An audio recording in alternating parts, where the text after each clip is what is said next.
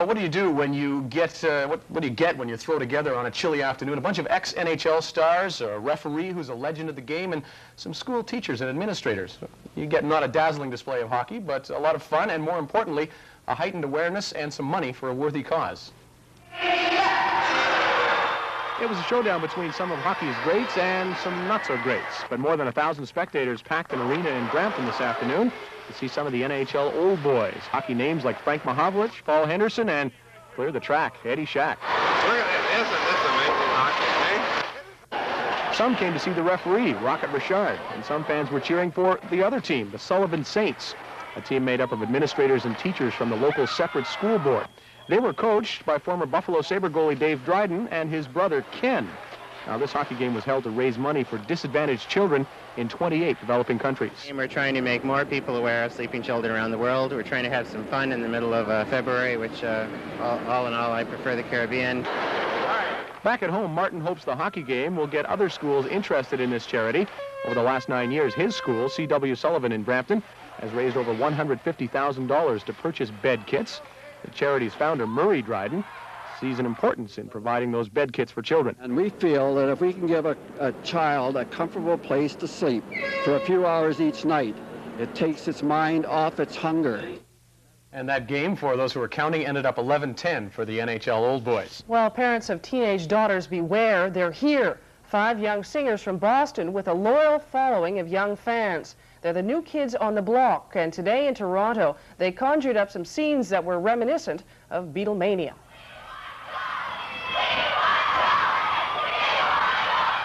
Over 300 love-struck fans gathered outside the Four Seasons Hotel trying to catch a glimpse of their idols. Extra police officers had to be called in to control the screaming fans. The new kids on the block have risen to fame over the last few years. They've sold over $43 million worth of music and videos over the last year and have even made a line of dolls modeled after them.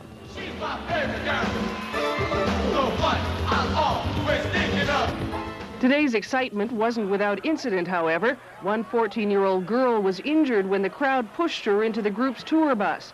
She was taken to hospital and treated for minor bruises.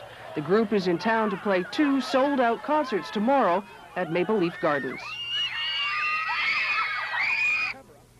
It was a nice ending to the March break for nearly 35,000 screaming kids today. They got a chance to see some of the hottest young heartthrobs on the music scene, the new kids on the block.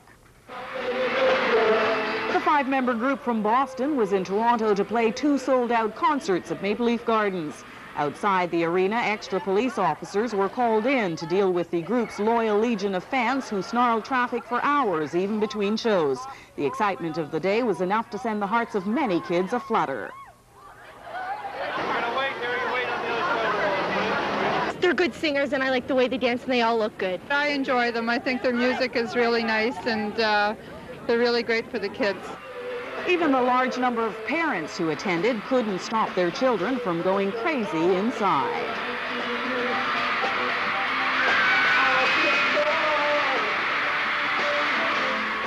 Beware, Ottawa. This madness will hit the nation's capital on Wednesday.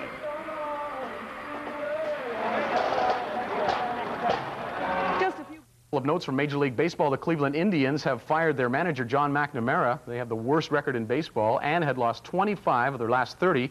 Mike Hargrove took over, and they did win tonight.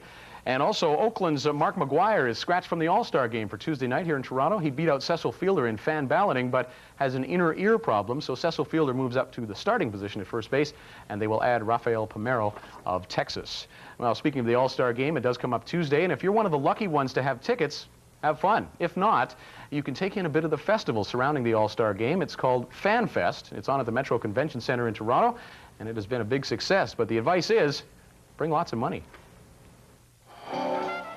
This baseball extravaganza has just about everything a serious baseball fan could want. Plenty of souvenirs, a chance to hit in a batting cage, even a Baseball Hall of Fame display from the actual Cooperstown Shrine. There is also plenty to buy here. T-shirts, baseball caps, and baseball cards. And the people we talked to gave the whole thing rather mixed reviews. I'm really impressed with it. It's got a lot of things for like the baseball collector for people who are just starting, and you know, people who have been in it for quite a while, and the events and the things to do, such as the heroes of the game and stuff like that's really, it's a lot of fun. It's a really enjoyable afternoon. $15 to get in here is like totally ridiculous. There's only two things to do for nothing. That's swing a bat and throw a pitch, and you got to stand in line for 2 hours to do it. I think they've done an excellent job. It's well done, really is. You know, there's a lot to see, a lot of good stars in that you can go up and get their autograph and that, so it's good. Although this show was set up to try to capture some of the magic of baseball, some of the fans are wondering if that spirit is maybe getting lost in the crowds and the commercialism. I've been elbowed out of so many collector's cards areas that I'm beginning to wonder what the magic is about. The All-Star Fan Fest continues at the Metro Convention Center right up until game day on Tuesday.